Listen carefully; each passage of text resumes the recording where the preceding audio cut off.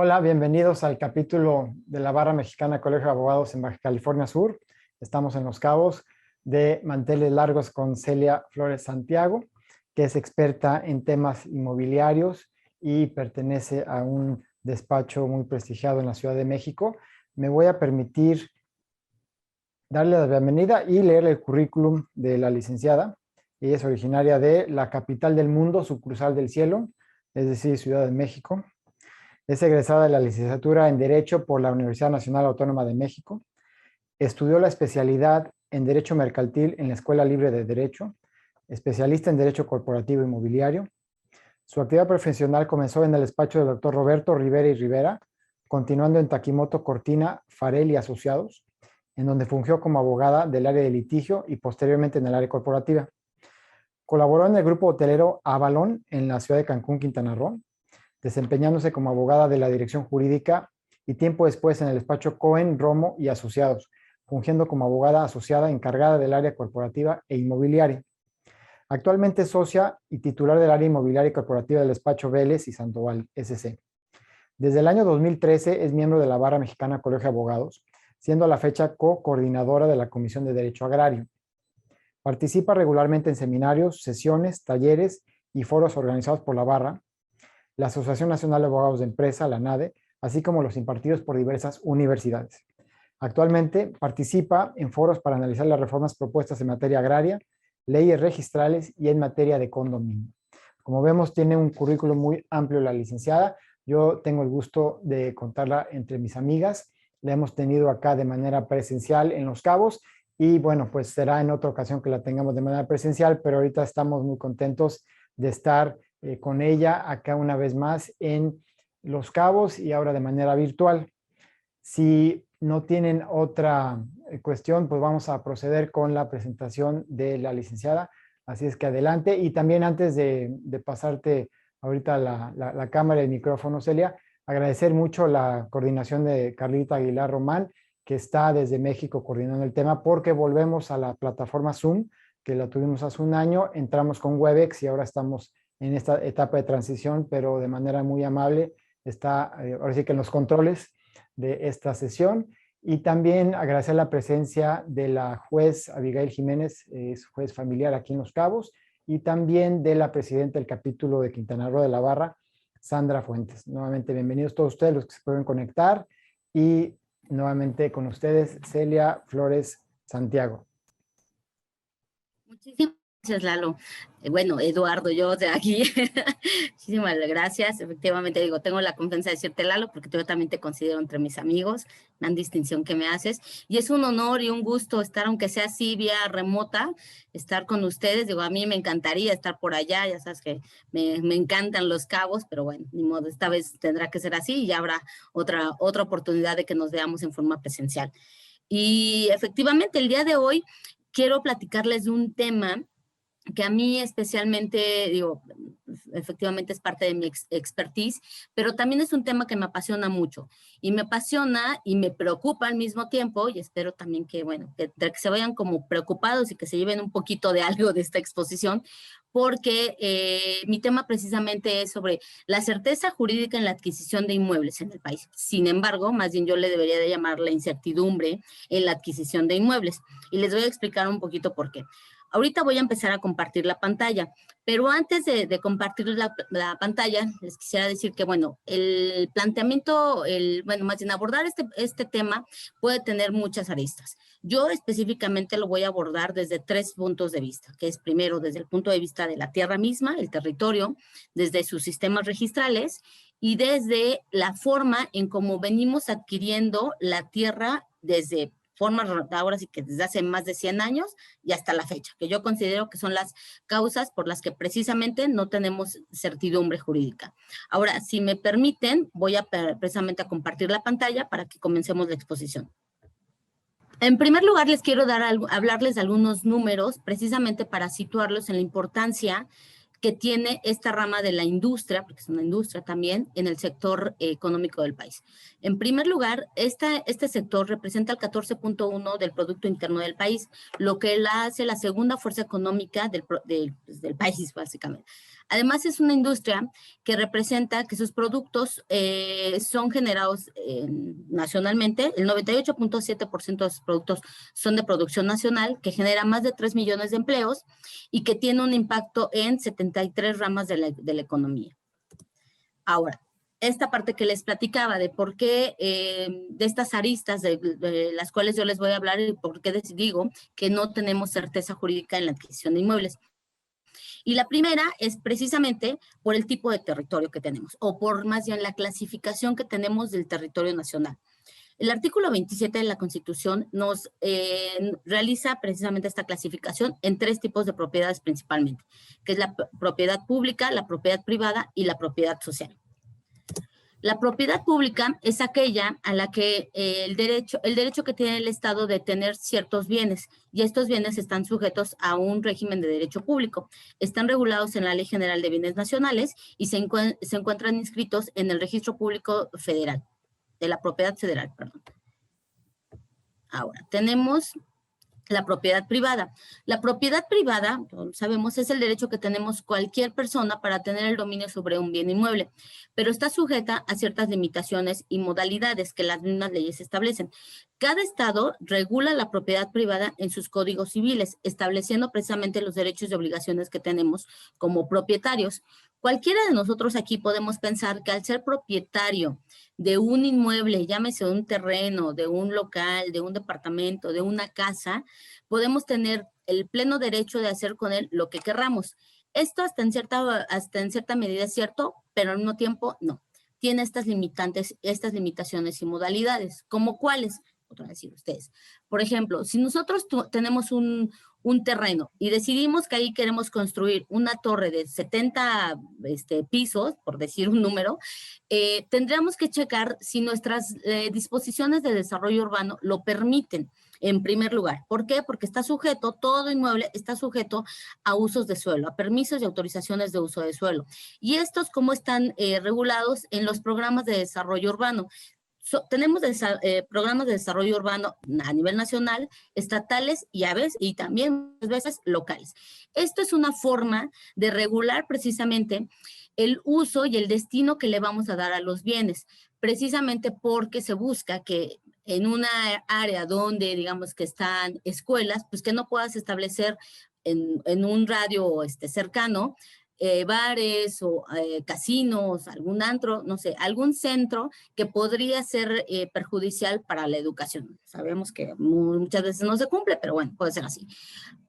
Otro tipo de modalidades, de limitaciones, perdón, también es el tema, por ejemplo, si nosotros tenemos una casa o un departamento que está sujeto a un régimen de propiedad en condominio, pues necesariamente estamos obligados a observar y cumplir con las disposiciones del reglamento de ese régimen de propiedad en condominio.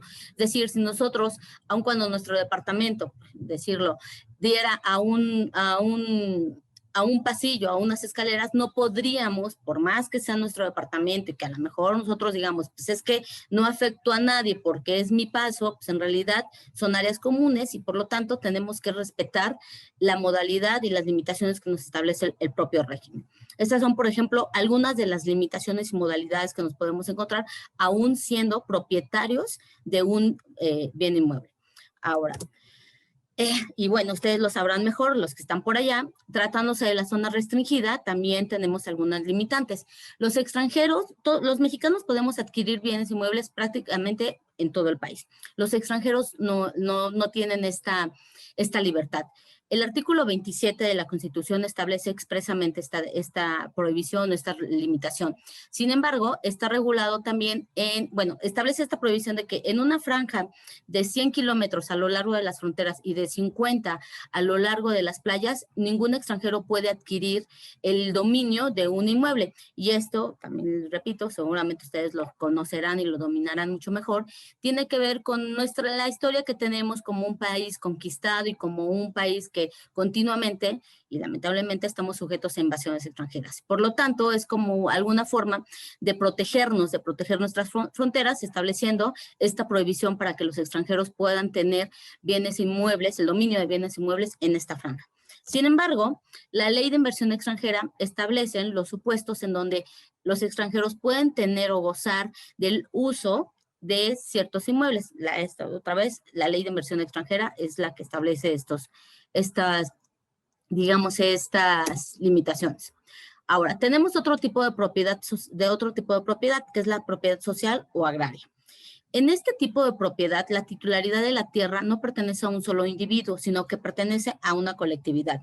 Y aquí viene un dato que nos encanta dar a todos los que vemos tierras ejidales o tierras agrarias, y simplemente es que el 51% del territorio nacional pertenece a tierra social. Es decir, está conformado por ejidos y comunidades. Más o menos los ejidos y comunidades son 32,000 aproximadamente los que se encuentran registrados en el Registro Agrario Nacional. Y también otro dato importante, muchos de los bosques y selvas de nuestro país están bajo su dominio. Ahora, este tipo de propiedad está regulada en la ley agraria y básicamente se divide en dos, tierras ejidales y tierras comunales. Y tienen estas tierras 3 características principales, precisamente porque se trata de una propiedad social, que son inalienables, imprescriptibles e inembargables. Es decir, que no las podemos comprar, que no las podemos prescribir por la simple posesión y que no las podemos embargar. Ahora, dentro de cada ejido comunidad existen a su vez diferentes tipos de tierras. No me voy ahorita a meter tanto o a abundar tanto en la explicación de cada una de estas, porque más adelante lo voy a hacer, pero sí las quiero enumerar, que son las tierras parceladas, las tierras de uso común y las tierras de asentamiento humano. Nada más una breve explicación. Las tierras parceladas no son otra cosa más que la porción de tierra que ya fue delimitada, que fue medida y que fue asignada a un ejidatario o a un posesionario o a un comunero en particular. Las tierras de uso común son aquellas que están para el aprovechamiento y para el uso en forma colectiva del ejido o de la comunidad. Y las tierras de asentamiento humano son aquellas tierras que normalmente se fraccionan, también este es un punto importante, con base en los programas de desarrollo urbano, y se fraccionan para delimitar ciertos lotes, ya los denominamos solares urbanos, y se asignan para la habitación de los ejidatarios o los comuneros o los posesionarios. Ahora, la pregunta aquí, ¿se puede adquirir la propiedad de tierras agrarias? Sí, pero con ciertas condiciones. Y aquí hay una cuestión. Solamente podemos adquirir tierras agrarias que vengan de ejidos. De las comunidades no se puede adquirir tierras. Ahora, ¿a través de qué figura podemos adquirir la propiedad de estas tierras? Es una figura que denominamos el dominio pleno. Y no es otra cosa más que el derecho que tienen los ejidatarios, de acuerdo a la ley, aunque aquí hay una discusión importante que de hecho está en la corte esa discusión acerca de si los posesionarios pueden o no adquirir el dominio pleno. La ley agraria solamente se refiere a los ejidatarios, y es decir, los ejidatarios que ya adquirieron la propiedad, que ya tienen asignada una parcela, tienen la facultad de adquirir el dominio pleno cuando la asamblea del ejido se los autorice. Ahora, una vez que el ejidatario ha adquirido el dominio pleno de su parcela y por lo tanto es el pleno propietario de esa parcela, le empezamos a aplicar las reglas del Código Civil, o es decir, las reglas del derecho común. Pero aún así está sujeto todavía a ciertas reglamentaciones o a ciertas protecciones de la ley agraria, que también en un ratito más se las voy a comentar. Ahora, tenemos otro tipo de tierras, que son los terrenos nacionales. Los terrenos nacionales son aquellos terrenos que ya fueron medidos y deslindados y que se encuentran, que son parte de la nación. Estos terrenos forzosamente tienen que salir del gobierno federal a través de compraventas normalmente, si no se siguen considerando terrenos nacionales. Y de hecho otra vez, estando por allá, las penínsulas como ustedes y como Quintana Roo y Yucatán son de los que tienen más terrenos nacionales o tenían más terrenos nacionales. Ahora, aquí quiero antes de seguir con el segundo punto, que son los sistemas registrales, quisiera platicarles un poquito del por qué considero que la misma distribución y clasificación del territorio nacional no nos permite tener certeza jurídica, o nos hace muy complicado tener certeza jurídica en la adquisición de inmuebles. ¿Y por qué?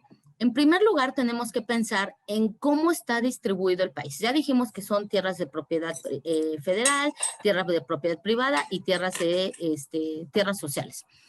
Las tierras sociales abarcan el 51% del territorio nacional, pero ¿cómo llegamos a ese número? Tenemos que ahí sí que irnos un poquito hacia atrás o un mucho hacia atrás hasta la Revolución Mexicana, que es precisamente la que nos da pauta para la tierra social o las tierras agrarias. Ahora, precisamente con la lucha de los revolucionarios, ¿qué pasa? Una de las grandes luchas era precisamente contra los latifundistas. Entonces, cuando se logra o se tiene a cabo este movimiento revolucionario y comienza el reparto agrario, lo que hace en esa época la autoridad máxima agraria, que eran el presidente de la República, un grupo de personas o de pobladores acudían y le pedían que les dotara de tierras para que ellos pudieran trabajar, para que ellos pudieran, ahora sí, como legado de Zapata, la tierra es de quien la trabaja, y pudieran en esta tierra generar su sustento. ¿Okay? Entonces, pues, a través de estos decretos de dotación de tierras, el presidente les dotaba, primero, en primer lugar, pues trataban de tomar tierras de los terrenos nacionales para tratar de no afectar a particulares, pero pues obviamente no alcanzaba, o en muchos lados del país no alcanzaba, y lo que hacían era tomar tierras de estas grandes haciendas o de estos grandes latifundistas. Entonces, pero ¿cómo lo hacían? O sea, bueno, después venía en el acta de posesión y de ejecución de este decreto, pues venía gente, y vamos a situarnos en el año de 1925, por decir un año, en donde pues llegaba la gente, la autoridad agraria, a ejecutar ese decreto. ¿Y cómo empezaba a hacer esa medición? Pues literalmente, pues así, a ojo de buen cubero, porque en esa época pues no tenían los instrumentos de medición que tenemos ahora. Seguramente aquí habrá gente que ha tenido la oportunidad de estar en algún levantamiento y que llegan, digo, al menos yo la primera vez que estuve en uno, pues me impacté de los aparatos que tienen los ingenieros, los topógrafos, para hacer una medición, que simplemente lo ponen en algún punto, lanza una señal al satélite y de pronto ya está todo perfectamente medido. Las colindancias no, porque sí tenemos que investigar a quienes pertenecen, pero sí nos dice, nos ubica perfectamente y nos dice cuánto mide ese terreno. En esa época no lo tenían. Entonces, ¿cómo hacían esa medición? Otra vez, pues a ojo de buen cubero. Y para esto establecían mojoneras, que no es otra cosa más que puntos que sean inamovibles o que sean de fácil identificación. Por ejemplo, un río, un cerro, una montaña, hasta rocas, un árbol, o sea, algún punto distintivo que sirviera para decir, de aquí hasta el Cerro Azul son tantos metros y por lo tanto en esta área están las 1000 hectáreas que te dotaron, ¿ok? Entonces, ahí tenemos como, en primer lugar, un problema en cuanto a la medición que se hizo en esa dotación de tierras. Ahora, veamos el otro lado. A las personas a las que fueron afectadas sus tierras, igual, a lo mejor seguramente ellos tenían un título de propiedad que decía que su hacienda o que sus terrenos tenían 1000 hectáreas. Y en el momento en que viene el decreto en donde les están afectando para dotar de tierras a cierto ejido, les dicen que les van a expropiar 500 hectáreas. Lo mismo, simplemente en ese decreto se decía pues, que se expropiaban 500 hectáreas de tal a tal lugar, pero no se hacía una medición exacta. Entonces, desde ahí venimos jalando o venimos trayendo el problema de medición de la tierra a todos lados. Aparte, también tenemos que considerar que muchas veces, y esto es parte también de los problemas que ahorita les voy a platicar en el sistema registral, que cuando nosotros inscribían, o bueno, esas personas inscribían su título en el registro público de la propiedad, lo único que hacían pues era acompañar un croquis en donde decía que al norte colindaba con Juanito Pérez, al este colindaba con tal, pero sin especificar cuántos metros, o sea, las mediciones exactas que ahora podemos hacer y que estamos obligados a hacer para llevar a cabo la inscripción de una escritura. Entonces, desde ahí, desde este primer punto, tenemos un problema en cuanto a la certeza jurídica en la adquisición de inmuebles. Ahora, el segundo punto es los sistemas registrales. Al tener al menos 3 tipos de propiedad, tenemos 3 tipos de registro, aunque por aquí agregué el catastro, que ahorita les voy a explicar por qué es otro tipo de registro. Tenemos 3 tipos de registro. El registro público de la propiedad federal, el registro público de la propiedad, o en algunos estados denominados Instituto de la Función Registral, y el registro agrario nacional. Y ya les dije, el catastro. Ahora, el registro público de la propiedad federal lleva el registro de los bienes regulados en la Ley General de Bienes Nacionales. Está a cargo de la Secretaría de la Función Pública y ahí vamos a encontrar los actos jurídicos y administrativos que acrediten la situación jurídica y administrativa de los inmuebles de la Federación. Ahora, ¿cuáles son los efectos de las inscripciones? Yo les diría que los efectos que tienen las inscripciones en este registro va contra el registro público de la propiedad y contra el registro agrario nacional. ¿Por qué? Porque si algún inmueble está inscrito en este registro, aun y cuando no esté inscrito en el registro público de la propiedad, la inscripción que va a prevalecer es la del registro público federal. Ahora, también tenemos el registro público de la propiedad o Instituto de la Función Registral y Catastral. Igual, cada estado tiene un sistema registral. Están a cargo, obviamente, de la Secretaría de Gobierno de cada estado. La principal función de las oficinas registrales es brindar seguridad jurídica en la inscripción de los títulos y obviamente de todo lo que genere, o todas las anotaciones y de todo lo que genere o que pueda afectar a un inmueble. Esta función registral se realiza con base en diversos principios registrales. En general, se rige por los principios de publicidad, de especialidad, de fe pública, de consentimiento, prelación, legalidad, rogación. Todos estos principios que, bueno, igual no me voy a tener mucho aquí porque si no nos llevaría 3 horas esta plática. ¿Qué documentos se inscriben? Igualmente, cada código civil establece cuáles son los actos que se pueden inscribir o no. Muchos estados también tienen sus leyes registrales y también, o si no, sus reglamentos o también sus reglamentos para realizar la función registral. Pero básicamente, pues sabemos que se inscriben los actos en donde se crean, declaren, reconozcan, modifican, transmiten, limiten, graben o extingan el dominio de los bienes inmuebles y otros de derechos reales. También se inscriben las resoluciones y providencias judiciales, como pueden ser embargos, como pueden ser alguna restricción, alguna limitación, o incluso, por ejemplo, lo que les platicaba de las limitantes que pueda haber de desarrollo urbano, o algunas veces, o muchas veces, los certificados de zonificación, que también nos establecen los usos que podemos darle a un inmueble en particular. Ahora, ¿cuáles son los efectos de estas inscripciones, o de las inscripciones que podemos encontrar en el registro público de la propiedad? Al igual, en cada estado podemos encontrar los efectos que tienen estas inscripciones. Les diría que en mi experiencia, en general, prácticamente en todos son los mismos. Son declarativos son publicitarios, con excepción del estado de Quintana Roo, que ahí sí son declarativos. Es decir, que hasta que no se encuentren inscritos en el registro público de la propiedad, no va a tener efectos o no se va a perfeccionar el acto. Ahora, tenemos otro tipo de registro público, igual, es el registro agrario nacional. Aquí podemos encontrar, está a cargo de la SEDATU, y aquí se inscriben los actos, documentos y todo lo que tenga que ver con las tierras agrarias. Es decir, podemos encontrar lo que denominamos las carpetas básicas, que son es otra cosa más que el folder, el archivo que contiene el decreto de dotación de tierras, que contiene el acta de posesión, que contiene las asambleas que ha llevado a cabo ese ejido, los planos del ejido, y en general digamos que es el expediente en donde podemos encontrar toda la información o la información básica de un ejido. Todo esto está en el Registro Agrario Nacional. Pero no solamente podemos encontrar eso en el registro, también podemos encontrar, y esto en lo que se refiere a las comunidades, los títulos primordiales, que bueno, ya no les expliqué muy bien cómo se crea uno y otro. Muy rápido, la diferencia entre una comunidad y un ejido es la forma en cómo son su origen. Los ejidos, como les explicaba al principio, es un grupo de personas que se reunieron y fueron y solicitaron a la autoridad agraria de ese momento, generalmente el presidente, que les dotara de tierras para poder aprovecharlas y explotarlas y tener un sustento de la explotación y aprovechamiento de esas tierras.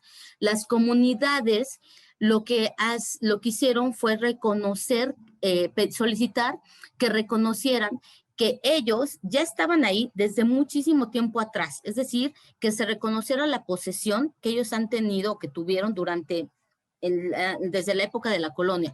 Y estos títulos primordiales se refieren precisamente al reconocimiento de tolerancia, también queremos decirlo así, que hicieron los virreyes en su momento a estas comunidades. Entonces, ellos no es una comunidad que fueron y solicitaron la dotación de tierras, no. Ellos lo que hicieron fue que se les reconociera la posesión que ellos ya tenían desde tiempo atrás de estas tierras. Ahora, también estas comunidades tienen otra característica que las diferencia de los ejidos, que es generalmente estas comunidades comparten ciertos usos y costumbres. Por eso es que también yo diría que están un poquito más resguardadas que los ejidos y por eso, esa es otra de las razones por las que las comunidades no pueden adoptar dominio pleno y los ejidos sí, porque se busca que resguardar esos usos y costumbres.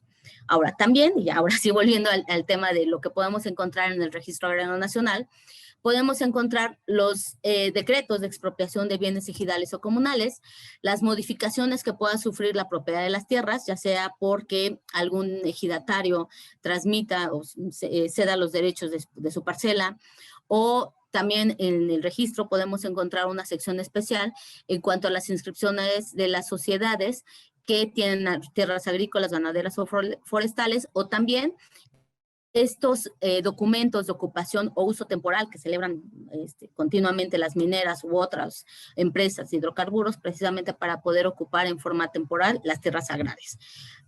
Y también, otra vez, aunque no se trata de tierras agrarias, también lleva el registro de los terrenos baldíos y los terrenos nacionales. Que los terrenos baldíos no son otros, sino que son los terrenos nacionales que todavía no pueden ser llamados terrenos nacionales porque no han sido ni medidos ni deslindados, pero se entiende que son de la nación. Ahora, los efectos de las inscripciones. Igual, se entiende que tienen, que hacen prueba plena en juicio y fuera de él, y los efectos de las inscripciones igual. Si están inscritas aquí, hacen plena prueba y surten efectos para las partes y no producirán efectos contra terceros, los cuales iban a poderlos aprovechar en lo que les fueran favorables. Ok, ahora, y aquí un punto muy importante. Aunque las respectivas leyes en general, vuelvo a los temas de las leyes registrales, pueden establecer que tienen que hacer este match o este intercambio de información con el Registro Agrario Nacional, y a su vez la ley del Registro Agrario Nacional establece, y la ley agraria establece más bien, la ley agraria que establece esta obligación de que tienen que hacer compartir la información, la verdad es que no lo hacen. Y esto nos puede generar muchísimos problemas porque al no hacer este match, pues no sabemos, o sea, tenemos otra vez tierra que puede ser agraria y que en algún momento a lo mejor ya pasó a propiedad privada o propiedad privada que esté traslapando propiedad agraria y no lo sabemos hasta que resulta un conflicto. Ahora, la cuarta oficina o el cuarto registro, aunque no es como tal, es el catastro, y que es un registro administrativo que sirve para la identificación, localización y el control de inmuebles. Depende de cada estado y de sus municipios específicamente.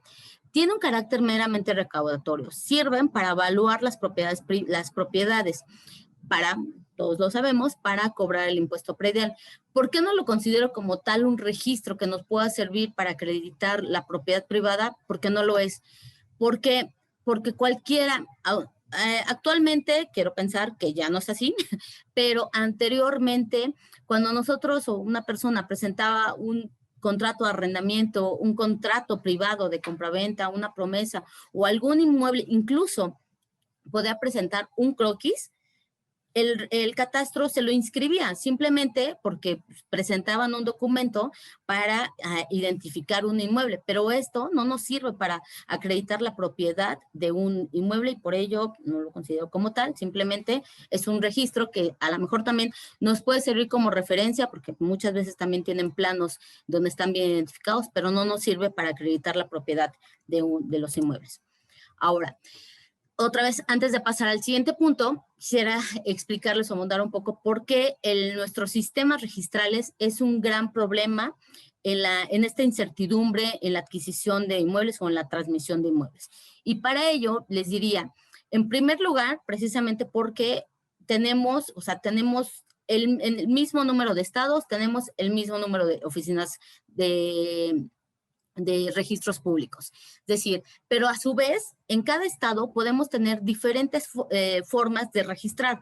Es decir, podemos tener estados muy prósperos, como puede ser Nuevo León, el estado de Nuevo León, cuya oficina principal o cuya oficina central es Monterrey, que tiene una oficina que trabaja de forma maravillosa. Es para mí una de las mejores oficinas de registro público que podemos encontrar. Automatizada, todo muy bonito, todo tiene computadoras, copias, todo está perfecto, pero si nos vamos a unos kilómetros de ahí, que es la oficina de Cadereyta, nos podemos encontrar que tiene pues, 2, tal vez 3 computadoras, que el sistema registral es muy distinto al de la oficina en Monterrey, y eso ya no se diga en otras oficinas que están más alejadas. Es decir, en un mismo estado podemos encontrar diferentes formas, aunque se trate del mismo registro, el mismo instituto registral, diferentes formas de registrar. Y ahora voy con los otros puntos. ¿Por qué también el sistema que tenemos de registro no nos ayuda para tener certeza jurídica? Diría principalmente, aparte de este tema de que pues, cada estado tiene su forma de registrar, por 4 puntos específicos. Y una es la falta de recursos económicos y humanos, la falta de capacitación precisamente de la gente que trabaja en estas oficinas registrales, la corrupción y la inseguridad. ¿Por qué la falta de recursos económicos y humanos? Y volviendo un poquito al tema de Monterrey y las oficinas. ¿Por qué? Porque pues, mientras a lo mejor en la oficina central de Monterrey podemos encontrar a 50 personas que están trabajando para brindar este servicio, para calificar un documento, para analizarlo, revisarlo si cumple o no con sus requisitos, para tomarse la molestia de revisar el antecedente y ver que al menos en ese primer antecedente cuadran las cosas. Probablemente en la oficina de Cadereyta nos encontremos con que la persona que va a calificar es la misma persona que atiende el archivo y es la misma persona que saca las copias y seguramente es la misma persona que atiende las dudas de todo mundo. Por lo tanto, pues hay que pensar en que aunque a lo mejor la carga de trabajo que tiene la oficina de Monterrey no se compara a la de la oficina de Cadereyta, sí, pero acá tienen 50 personas y acá tienen a una persona. Entonces, esto a la que nos lleva a que seguramente esta persona de Cadereyta pues no se va a tomar el tiempo, la dedicación de revisar el título y ver que efectivamente cumpla con los requisitos que establece la ley para registrarlo. A lo mejor ya ni siquiera le da tiempo de revisar el antecedente y ver otra vez que haya ese match en el tracto sucesivo. Eso por un lado. Ahora también por la falta de capacitación, que es el segundo punto. A lo mejor si nuestro elemento de Cadereyta, en este mismo ejemplo, puede tener toda la disposición y a lo mejor se queda todas las horas extras que sean necesarias para hacerlo, pero tal vez él no tenga la capacitación, y eso no solamente él, también la gente de Monterrey y también la gente allá en Los Cabos o en La Paz, no tienen la capacitación, perdón, para analizar un título, para analizar una escritura y verificar que lo que se diga ahí, con lo que los elementos que tiene ese título son inscribibles. Y para esto me voy a ir les voy a dar un ejemplo del Estado de México. El Estado de México, el Instituto de la Función Registral en el Estado de México, tiene un criterio muy raro. Todos sabemos, bueno, yo supongo que todos los que estamos aquí somos abogados. Todos sabemos que la transmisión a un fideicomiso implica la transmisión de la propiedad, independientemente del tipo de fideicomiso que se trate. El registro público, bueno, en el Instituto de la Función Registral del Estado de México tienen un criterio distinto, tratándose de los fideicomisos de garantía. Para ellos, este tipo de fideicomisos lo inscriben como un gravamen y no lo inscriben como una transmisión de propiedad. ¿Por qué? Porque ellos lo equiparan a una hipoteca. Para ellos, cuando uno va y les explica que, bueno, que la Ley General de Títulos de Operaciones establece esto, dicen, no, es que en realidad el propietario del inmueble sigue siendo el que está garantizando con su inmueble. Sí, sí es cierto, aquí dice que lo aporta y lo está comprometiendo a un fideicomiso, pero literal solo lo compromete. Una vez que se libere de esa obligación, el inmueble va a volver a él y yo precisamente vuelve a él, no es que no lo haya transmitido, pero no hay forma de que cambiemos ese criterio, no, hasta ahorita no ha sido posible. ¿Y cuál es el problema en esto y por qué precisamente es una causa por la que no podemos tener o que nos dificulta la certeza? porque si el propietario fuera alguien malintencionado, simplemente va y solicita un certificado de libertad de gravámenes y le van a expedir su certificado con él como propietario y sí con la anotación de que pues hay un fideicomiso de garantía. Digamos que las personas que podemos, que analizamos estos títulos, en automático vamos a brincar, vamos a decir, en realidad no te pertenece, pero hay muchas personas que no lo saben y que van a hacer negocios con esta persona como si él fuera el propietario. Entonces, este es uno de los puntos por los que les digo, sí es importante la capacitación. Ahora, otro punto también, en prácticamente las leyes y los reglamentos registrales se dice que el titular del registro público de los institutos registrales tendría o tiene que ser un abogado, un licenciado en Derecho. Pero también les puedo decir que en mi experiencia me he topado con economistas, con psicólogos, un contador todavía por ahí, pero no, o sea, no debería de ser así, pero como estas son designaciones de gobiernos locales, pues igual, digo, podemos encontrar un este tipo. Ya que voy, pues digo, a lo mejor el contador, el economista, el psicólogo puede tener la capacidad de ponerse a estudiar y con el día a día aprender y seguramente ya en algún momento graduarse de abogado. Pero en el momento en que lo designan, pues no lo es y va a tener que aprender sobre la marcha. Entonces, este es otro de los puntos. Ahora, otro de los puntos, y estos van juntos, quisiera tomar los puntos para no alargarme mucho, son la corrupción y la inseguridad. También, muchas veces, este tema de la forma en cómo trabajan los registros públicos nos puede llevar y bueno, y lamentablemente un mal que tenemos, dos males que tenemos en este país, que es la inseguridad por el crimen organizado y la corrupción de muchos gobiernos, de muchos gobernadores, es que precisamente en estos sexenios en donde los gobernadores pues, son los reyes de su reino y en donde dicen, bueno, pues yo voy a comprar o voy a adquirir a través con digamos que ciertos vehículos ahí medio extraños o a través de otras personas, toda esta franja en las playas, ¿no? Allá también en Los Cabos seguramente se les ha dado mucho por allá, pero pues cuando va a terminar su reinado, 6 años, pues obviamente saben que están sujetos a una revisión. Y entonces, ¿qué pasa? Pasa muchas veces que simplemente desaparecen o arrancan las hojas o los registros que tengan de esas operaciones, a fin de que cuando alguno vaya a hacer una revisión, pues no aparezcan esas propiedades por ahí. Si nosotros, tratándose de libros, tenemos la mala suerte de que nuestro inmueble estaba en el folio o más bien en el libro en donde se encontraba esa información que esta persona no quería que se diera a conocer, pues ya tenemos la mala suerte porque ya no va a aparecer por ahí, ¿no?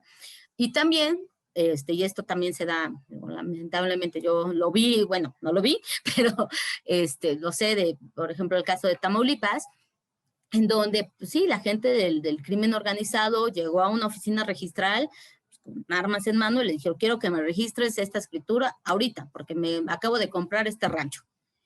Y pues obviamente, pues el registrador no se va a poner a ver si pagó los derechos, si el propietario se los quiso transmitir o no, simplemente lo registra, ¿no? Y eso es algo que ya se quedó ahí.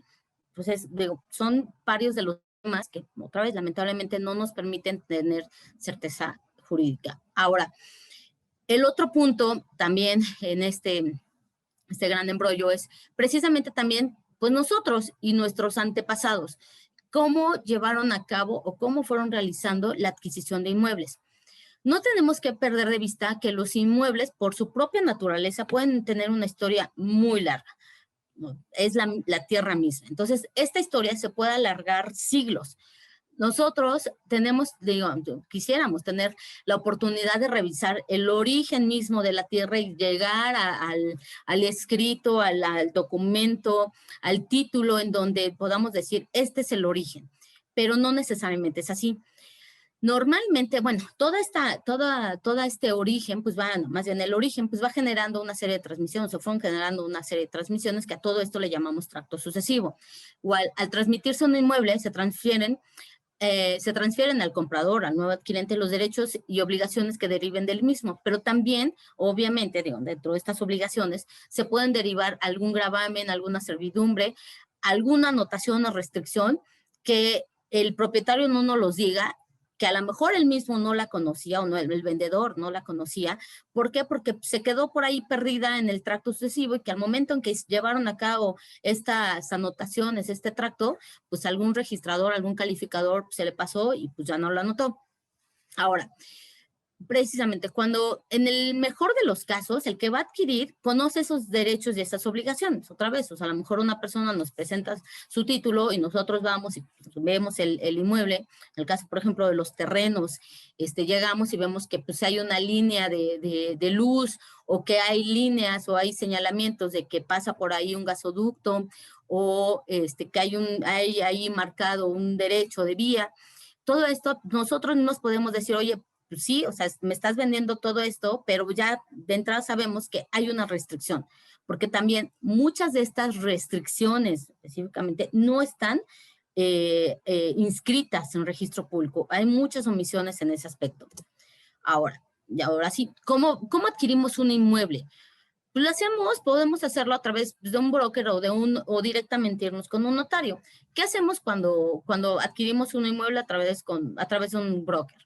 Pues generalmente nosotros ya tenemos, digamos que ciertas características del inmueble que queremos adquirir, ¿no?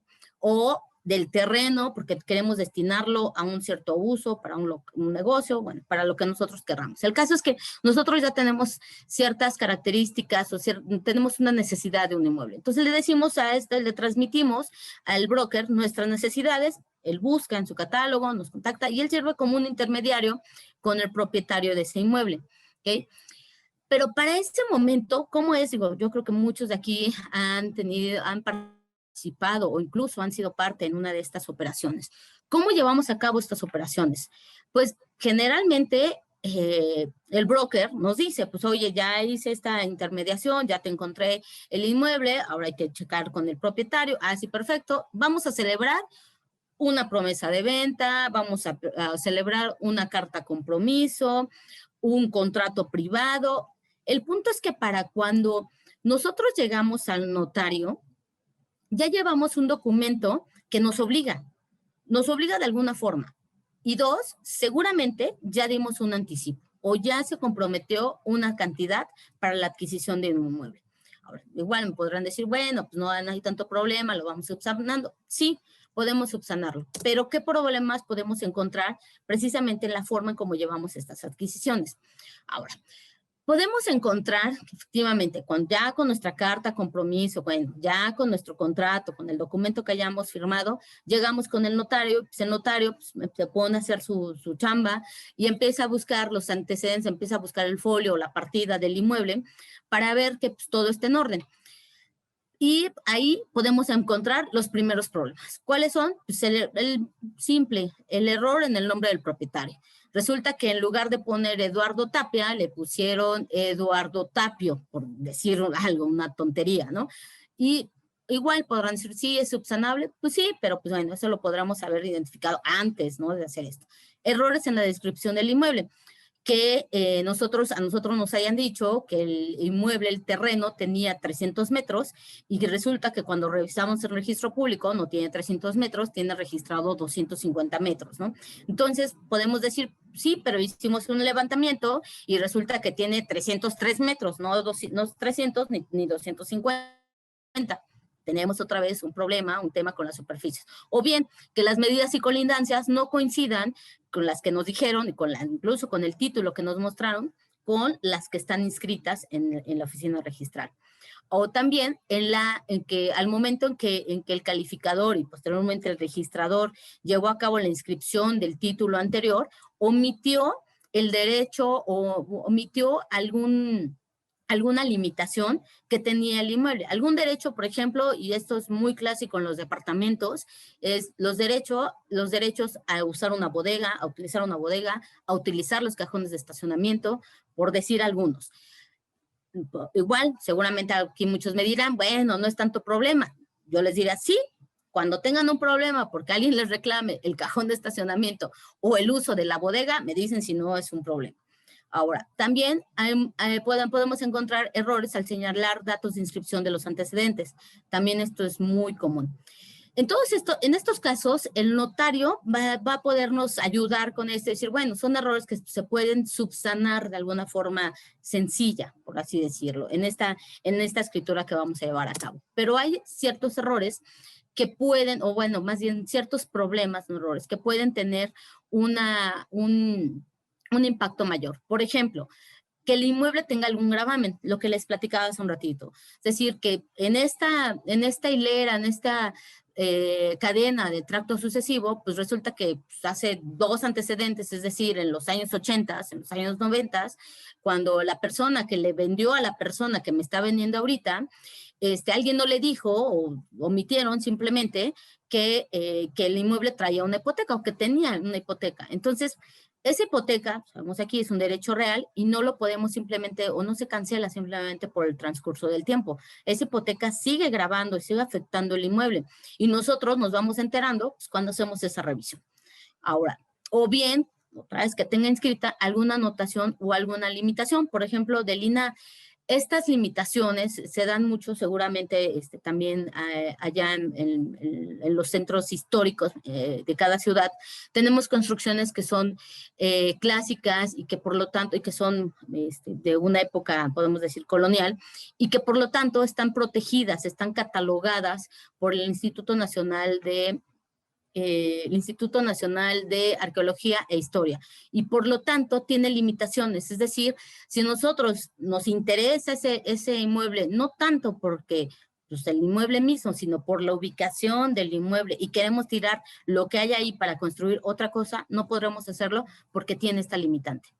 Ahora, en esta clase de situaciones, también dependerá del tipo de gravamen, del tipo de anotación o la limitación que tengamos en el inmueble para encontrar la solución. Obviamente que si se trata de una limitación derivada de este catálogo que tiene el INAH y nosotros nos interesa el terreno más que la construcción, seguramente esa operación pues, ya no nos va a servir para mucho. Ahora, todos los anteriores que les platiqué pueden tener un inconveniente para la firma de la escritura o incluso para que se caiga la operación. Pero en general pueden tener una solución. Sí nos va a llevar tiempo, dinero y esfuerzo y seguramente vamos a tardar mucho más si es que otorgamos la escritura, ¿no? Pero hay otros problemas que no necesariamente son subsanables. Por ejemplo, que la persona que nos está vendiendo no sea el titular registral. Esa puede ser grave. Bueno, de hecho es grave. Que existe un problema en el tracto sucesivo, igual, es decir, que la persona que le vendió a nuestro vendedor, resulta que pues, no era el propietario. ¿Y cómo adquirió la propiedad? Pues otra vez por estos temas que les digo, lamentablemente, de corrupción que puede haber en las oficinas registrales.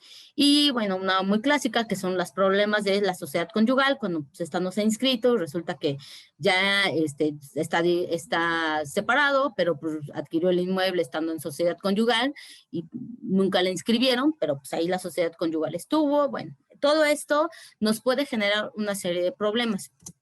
Ahora, tratándose un problema con el tracto sucesivo, podría tener un problema adicional y en forma administrativa en la oficina registral. Y esto puede generar la custodia del folio o partida registral. ¿Qué es esto? Literalmente, en el caso de los folios que son en forma electrónica, pues le ponen una notita ahí de que el folio ya no está disponible y de que ninguna persona puede tener acceso al folio, es decir, ya no se pueden hacer anotaciones, ya no se pueden hacer. Obviamente, el registrador pues sí lo va a poder revisar y va a poder tener acceso, pero nadie más lo va a poder hacer. O bien, en el caso cuando se trate de libros todavía físicamente, lo que hacen literal pues, es que guardan el libro o le ponen ahí una nota de que esa partida en particular no se puede modificar, no se puede anotar, no se puede hacer absolutamente nada con eso. ¿Y esto qué pasa? Si uno de nuestros inmuebles, si uno de nuestro inmueble tiene este problema, pues seguramente esto nos va a impedir firmar la escritura o firmándola, porque a lo mejor esto también es muy frecuente, que el notario, no voy a decir de qué ciudad es o algo, diga, no te preocupes, yo lo puedo arreglar, simplemente voy, otra vez por temas de corrupción, digo que abran la partida, que abran el folio y lo inscribimos. Ojalá, pudiera ser así, pero seguimos arrastrando un vicio. Ahora, Otra vez, todos estos problemas los podemos detectar si llevamos a cabo una revisión exhaustiva de la cadena. Muchas veces lo que hace el broker, y eso a veces, y se lo pedimos, porque generalmente no lo hacen, sino que ya es hasta el notario cuando se hace esta revisión registral. Pero, ¿cómo es esta revisión? Esta revisión es, diría, revisan el folio o la partida actual. Nada más que sea la persona que dice que es, el propietario que dice que sea el inmueble que dice que es, y que esté libre de gravames. Y ya, es todo lo que se revisa.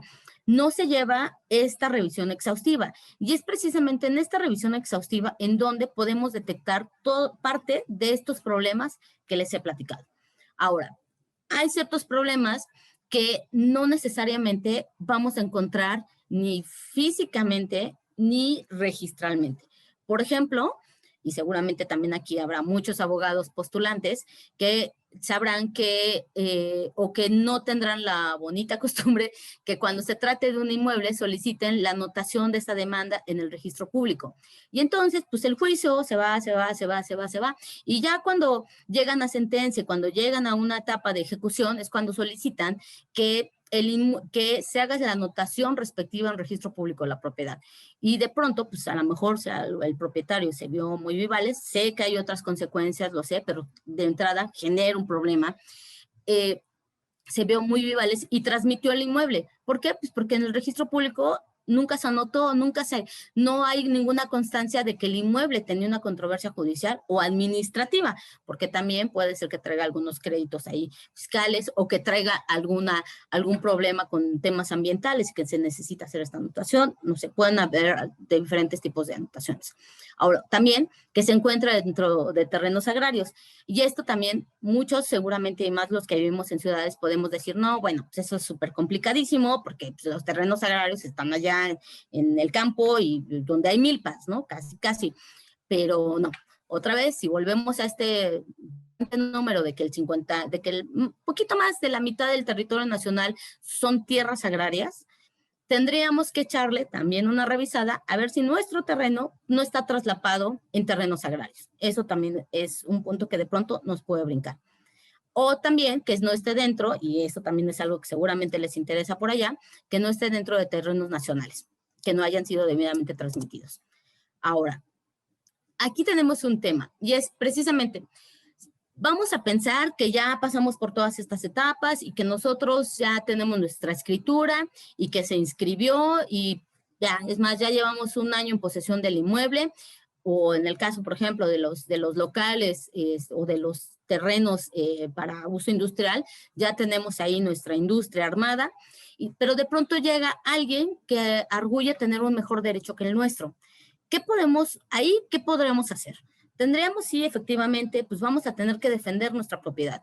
Para eso la ley, todos sabemos, establece pues, este mecanismo del saneamiento por evicción, pero en este caso, ¿qué pasaría? O sea, tendríamos que defendernos en un juicio y hasta que seamos vencidos en ese juicio, tendríamos esa acción para voltearnos con la persona que nos vendió o que nos transmitió el inmueble y decirle, oye, me quitaron el inmueble, ¿no? Fui vencido en un juicio, esta persona que dijo que tenía un mejor derecho que el mío. En un mundo ideal, pues esa persona, el vendedor, nos va a regresar el precio que pagamos, nos va a incluso a lo mejor a regresar lo que hayamos gastado para la transmisión, lo del notario y todo. Pero sabemos que eso no es así. Sabemos que a lo mejor esa persona ya no va a estar disponible y que en la mayoría de los casos vamos a tenerla que demandar para poder obtener algo. A lo mejor nada, porque a lo mejor esa persona ya se gastó el dinero porque precisamente nos vendió porque tenía un problema económico, no lo sabemos. Todo esto son parte de los riesgos que podemos tener al adquirir un inmueble. Ahora, ¿qué pasa precisamente igual? Nosotros podríamos decir, bueno, pues el notario también tiene culpa, el broker también tiene culpa, el abogado que me asesoró también tiene culpa, porque todos ellos me tuvieron que haber dicho que tuvieron que haber hecho una revisión exhaustiva de la situación del inmueble, y en todo caso me tendrían que haber dicho, oye, pues es que fíjate que encontramos una hipoteca, fíjate que tiene una servidumbre, fíjate que tiene esta limitante, y yo sabiéndolo diría, me interesa mucho, porque también hay esos casos, y no me importa, cuando salga el problema lo voy a enfrentar y sabré cómo resolverlo. Pero en general no es así, y alguien, siempre pensamos en que pues, alguien lo tiene que resolver. Ahora, y para esto, precisamente diría, ¿cuál sería como la solución ideal? Y no una solución ideal, ahí a lo mejor me extralimité. Más bien, tenemos una opción. La primera opción podría ser efectivamente realizar toda esta revisión exhaustiva de la cadena o del tracto sucesivo del inmueble para pues al menos ir palomeando cosas y ver que pues al menos lo que está en registro público, lo que nosotros podemos ver, no hay ningún problema, no hay ninguna causa o algo que nos pudiera pues, levantar las antenas y decir aguas con este inmueble. Pero cuando no es así, pues podemos tener incluso otra opción, que es, seguramente también por allá lo tienen muy presente, sé que la península y también más hacia el norte son muy dados al seguro de título. ¿Y qué es el seguro de título? Es como cualquier otro contrato de seguro. Es decir, es una póliza que emite una aseguradora que está debidamente autorizada por la Comisión Nacional de Seguros y Fianzas, en el cual la aseguradora se obliga a indemnizar al titular de un derecho real en caso de que el título asegurado muestre algún defecto y, en consecuencia, el titular sufra pérdidas económicas por dichos defectos. Ahora, ¿qué protege el seguro de título? Cubre cualquier defecto del título de propiedad que traiga como consecuencia precisamente la privación, un gravamen o cualquier afectación que impida el dominio del inmueble, siempre y cuando el defecto se haya generado con anterioridad a la expedición de la póliza. No va a cubrir, obviamente, eventos que se generen con posterioridad a la expedición de la póliza. Ahora, ¿cómo es el proceso de aseguramiento de un inmueble? Las aseguradoras solicitan un despacho de abogados, y por eso les decía, es muy importante que sea un despacho de abogados, no, y con todo el respeto, no solamente un gestor, porque se entiende que el despacho de abogados va a hacer esta revisión del tracto, va a hacer este análisis de los títulos que se han ido generando en la cadena para poder determinar efectivamente si se realizó en forma adecuada y legal la transmisión y si hay un defecto o algún riesgo en todo el tracto sucesivo. Ahora, ¿cómo se lleva a cabo este proceso? Pues bueno, otra vez, la aseguradora solicita un despacho de abogados la revisión de todo el tracto sucesivo hasta llegar al origen. ¿Cuáles son los defectos que se buscan? Se buscan defectos, como platicamos hace un ratito, en toda la cadena. Es decir, yo podría decir desde los más comunes, que son las reservas de dominio no canceladas. Esto, aunque no lo crean, también es bien común, que en algún momento de la cadena alguien transmitió con reserva de dominio porque no le pagaron el total del precio, y pues cuando se pagó el total del precio, pues simplemente pues a ambas partes, bueno, al vendedor pues ya no le importa, pero al comprador o al adquirente debería importarle, pero no lo hacen. No culminan con ese aviso al registro público, con esa expedición de la escritura en donde se cancela la reserva y por lo tanto se libera el inmueble. Eso es común. Diferencias en la superficie o medidas y colindancias del inmueble. Eso también es muy común, decía, en esta parte que también tenemos de la medición de los inmuebles y de las colindancias. Porque, otra vez, ¿cómo hacíamos ahorita? Digo, ya las escrituras pueden ser unas cosas gigantescas en donde se describa absolutamente todo, pero antes no. Antes podíamos inscribir un contrato privado en donde simplemente yo decía que le vendía a Eduardo Tapia el predio de mi propiedad, así, sin decir antecedentes, nada, simplemente el predio de mi propiedad, y lo decía así, pues porque todo mundo en ese poblado sabían que ese predio era de mi propiedad, entonces nadie podría decir, pues, acredítalo o demuéstralo, ¿no? Simplemente, y pues, todo mundo sabe que ese terreno colinda con tal, con tal, con tal, y así. Y entonces podemos tener otra vez diferencias en superficie, en medidas y colindancias de un inmueble. También podemos encontrar, estos son otros de los defectos que se buscan, incongruencias en los nombres o el estado civil de los transmitentes. Esto es también que alguna persona que adquirió el inmueble estando casado bajo sociedad conyugal, cuando lo transmite, pues simplemente se le olvidó, ¿verdad? Que lo adquirió bajo sociedad, y al notario pues también se le pudo haber olvidado, y pues no toman en cuenta la participación de la cónyuge, ¿no? En ese momento.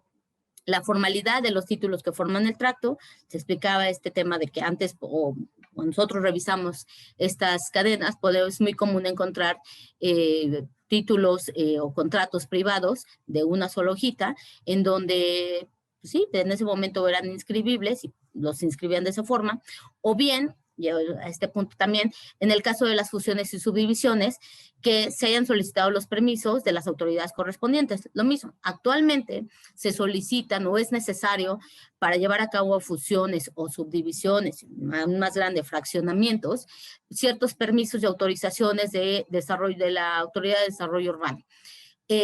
En otras épocas, incluso ahorita, tratándose de terrenos rústicos, en algunos estados todavía no necesitamos esos permisos, pero en otras épocas era muy común, de hecho siempre lo hacían así, que simplemente de un terreno dijéramos que íbamos a segregar una superficie para transmitirla a tal persona, y se delimitaba, se identificaba esa porción, esa superficie que íbamos a transmitir, pero no se decía cuáles eran las medidas y colindancias que quedaban en el inmueble al cual estábamos segregándose esa porción de tierra. Y eso es también parte de lo que les digo de los problemas en el territorio.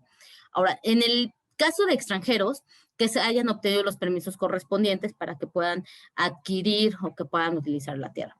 Las facultades de los apoderados, es decir, que si alguno compareció sin poder o sin tener facultades de dominio, y cuando el inmueble se encuentre en esta franja, que se haya dado, en esta franja que les platicaba hace un ratito, que se haya dado cumplimiento a la ley de inversión extranjera.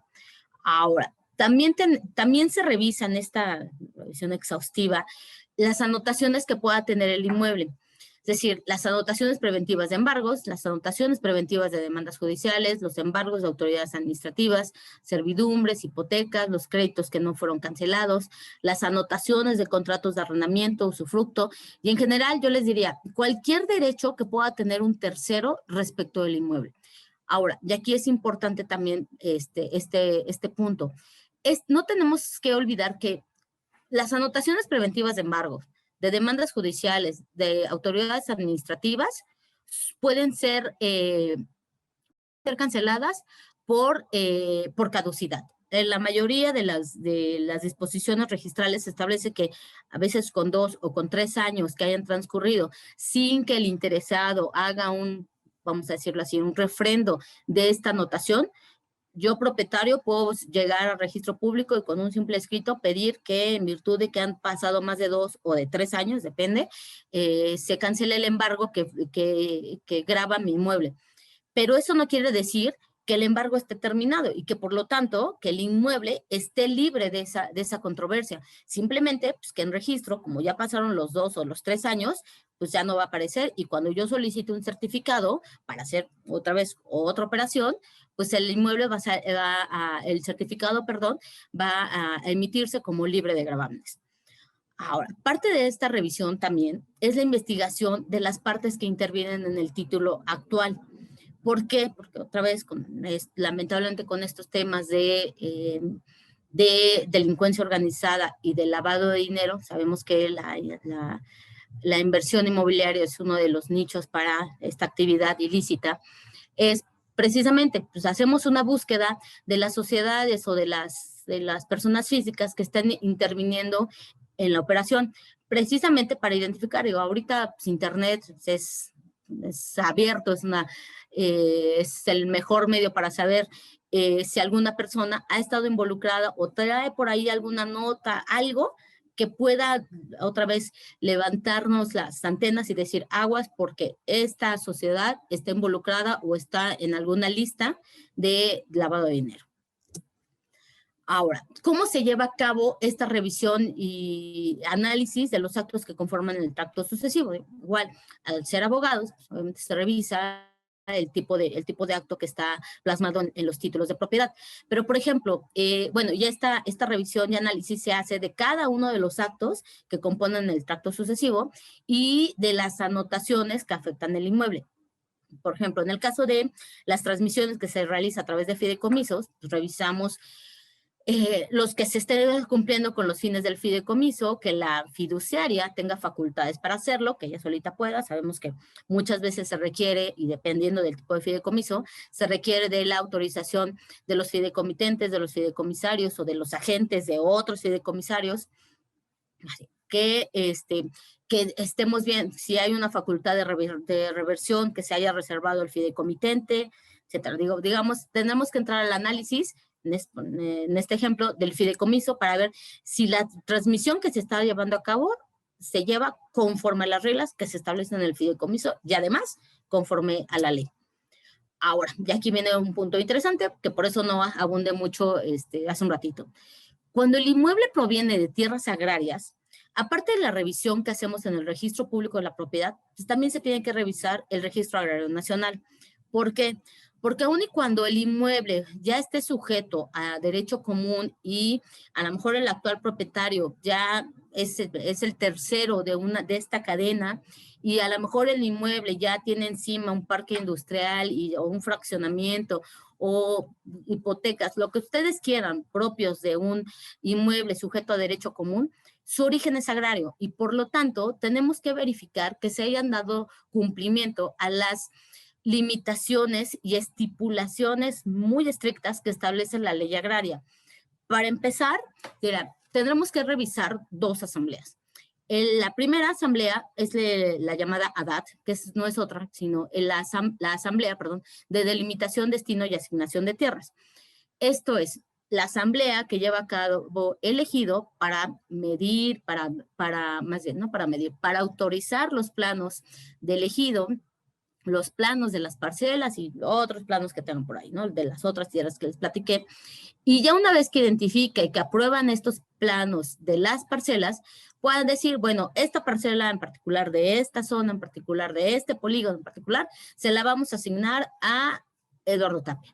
Y este ejidatario o este posesionario, porque también es muy común, sigue el debate, pero bueno, las asignan a ejidatarios o posesionarios, ya se le asigna y se le pide al Registro Agrario Nacional que registre la asamblea y que expida el certificado correspondiente, es decir, un certificado de derechos parcelarios.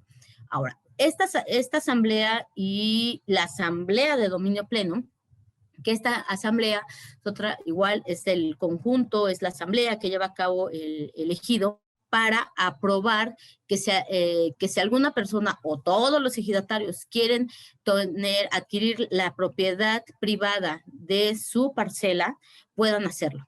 Pero estas 2 asambleas están sujetas a restricciones o a medidas muy estrictas establecidas en la misma ley agraria. Es decir, de hecho se les llaman asambleas de formalidades duras. ¿Por qué? Porque si alguna de estas formalidades que establece la ley, que es decir, que se les tuvo que haber convocado con al menos 30 días de anticipación, hay restricciones en cuanto al quórum, no puede, la toma de los acuerdos tiene que también tenerse un cierto quórum, tienen que estar presentes el comisariado ejidal, el consejo de vigilancia, un representante de la Procuraduría Agraria, un notario público y en las asambleas, en las ADAT, también un representante del INEGI o de la autoridad que haya llevado a cabo la medición de las tierras. Todo esto, si alguno de estos requisitos no se cumple, podemos tener el riesgo de que esa asamblea sea nula. Y por lo tanto, todos los actos a partir de ahí sean nulos. Por eso es tan importante la revisión que se tiene que hacer en el Registro Agrario Nacional de las parcelas. Les digo, a lo mejor actualmente ya es el número 5 de la avenida 5 de Mayo, pues sí, pero antes era la parcela 5. Ahora, además de lo que normalmente se revisa en una escritura, vamos a pensar otra vez en esta escritura donde estamos adquiriendo una tierra con origen agrario, también tenemos que verificar que la primera transmisión se haya realizado cumpliendo lo establecido en la ley agraria, porque otra vez, a pesar de que el ejidatario o el posesionario adquiere el dominio pleno de su parcela, por lo tanto, la ley considera que ya, bueno, más bien, ya es el pleno propietario de esa parcela. De todas formas, la ley agraria todavía sigue siendo paternalista y los cuida. ¿Cómo los cuida? Diciendo, para esa primera transmisión, para cuando se lo quieras transmitir a alguien, a un tercero, pues tienes que cumplir con 3 requisitos. ¿Y cuáles son esos 3 requisitos? El primero, la notificación del derecho del tanto. Esta notificación que se tiene que realizar a las personas que puedan tener de algún derecho o que puedan alegar tener algún derecho sobre la parcela. Puede ser la misma, los cónyuges del ejidatario o del posesionario, sus mismos familiares, sus hijos, algún familiar del ejidatario, o bien miembros del propio ejido. Esas son las personas que podrán alegar tener el derecho al tanto. Ese derecho del tanto, ¿cómo lo hacen? Igual tiene ciertas formalidades que se tienen que cumplir, es decir, tiene que hacerse una publicación, se tiene que ir con el comisariado ejidal, pedir que haga esta publicación en un lugar visible para que pues, precisamente estas personas que tengan este derecho estén enteradas y puedan ejercerlo. En esta notificación pues, tenemos que decir qué parcela vamos a vender, cuáles son las condiciones de esa venta para que se pueda considerar que se llevó a cabo en forma eficaz el derecho al tanto. También tenemos el derecho a preferencia, y este derecho a preferencia es el que se les da a las autoridades, al gobierno municipal, al gobierno del estado y al gobierno federal. ¿Por qué? Porque si la parcela que queremos transmitir se encuentra en alguna de estas áreas que van a ser urbanizadas o que ya están dentro de un proyecto de urbanización, pues seguramente a estos gobiernos les va a interesar adquirirla para poder cumplimentar esos proyectos urbanos.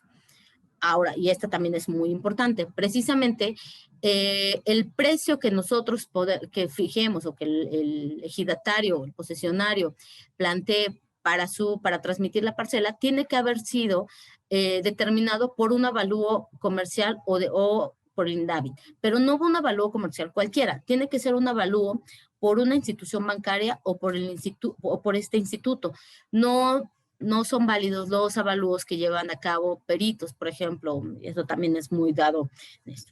Ahora, ¿cómo se lleva a cabo la expedición de la póliza? Pues bueno, una vez que el suscriptor de la aseguradora ya revisó todo el reporte de título de propiedad, que no es otra cosa más que toda esta revisión y este análisis que se plasma en este reporte de todos los actos del tracto sucesivo, este suscriptor va a identificar los defectos que puedan constituir un riesgo.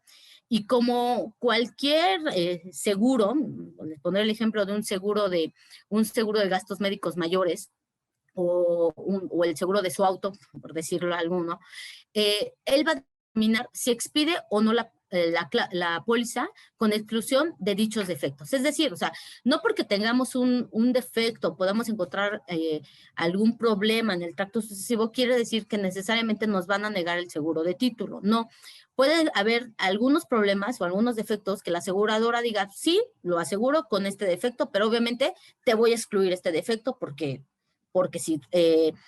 ya lo identificamos. O bien, puede decir, te lo vamos a asegurar, pero vamos a determinar una prima mayor, porque obviamente el riesgo existe. A lo mejor es mínimo, pero si llega a ocurrir, yo puedo tener una repercusión. Entonces, sí te lo voy a asegurar, pero con una prima mayor.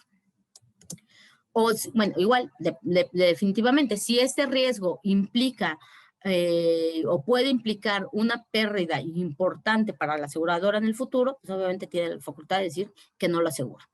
Ahora, ¿quién puede contratar este seguro? Lo puede contratar cualquier persona que tenga un interés en el inmueble, desde el mismo propietario hasta los acreedores o los arrendatarios. ¿Cuál es la vigencia? El seguro tiene vigencia mientras el asegurado mantenga su interés en el título, aunque en el caso del Grupo Nacional Provincial la sujeta a 10 años. Ahora, en el país actualmente existen 3 aseguradoras que brindan este tipo de seguro, que es Grupo Nacional Provincial, Stuart Title y Armor Security. El seguro de título, en esta manera de conclusión respecto al seguro de título, además de proporcionar una certeza legal y económica a la inversión, perdón, también fomenta la inversión extranjera, ya que en la mayoría de los portafolios extranjeros, principalmente de los estadounidenses, este es un requisito indispensable para llevar a cabo para llevar a cabo la inversión. Y les diría, incluso en la barra de Nueva York, en el ejercicio de Nueva York, y aquí Lalo también nos podrá orientar un poco más, se dice que si un abogado que está interviniendo en esta actividad, en una actividad inmobiliaria, no le sugiere a la persona, al inversionista, que adquiera este título y resulta que va a haber o que hay un problema en el futuro con el inmueble, a él se le podrán fincar algún tipo de responsabilidad precisamente porque no sugirió la adquisición de este título. Y bueno, como conclusión, diría, después de esto, sí estoy yo convencida que no tenemos seguridad jurídica en la adquisición de inmuebles por todos estos rubros que les he comentado. Ante esto, pero les diría, o sea, ¿cuál sería como una forma de paliar todos estos riesgos? Si ustedes no quieren gastar porque a lo mejor consideran que es muy caro un seguro de título, les diría, pues entonces hagan una revisión exhaustiva del tracto sucesivo del inmueble. Los datos van a estar ahí en registro público y si de entrada ustedes no tienen acceso al registro público, pues bueno, ahí ya van a tener un gran problema. Muchísimas gracias. Muchísimas gracias a todos por su tiempo y su atención. Muchas gracias, querida Celia. Obviamente me queda más que claro la exposición. Ya es muy evidente tu expertise en el tema, no obstante que ya lo había escuchado, siempre surgen algunas cuestiones. No sé, como ahorita está apoyándonos Carla Aguilar con lo de las preguntas, si hay algo en el chat, pero aprovecho ahorita que tengo el uso de la voz para felicitarte y para preguntarte, mencionabas al principio de tu charla respecto de la división del país, que estamos hablando de un 51% del territorio nacional que ya está confiado en esta repartición agraria.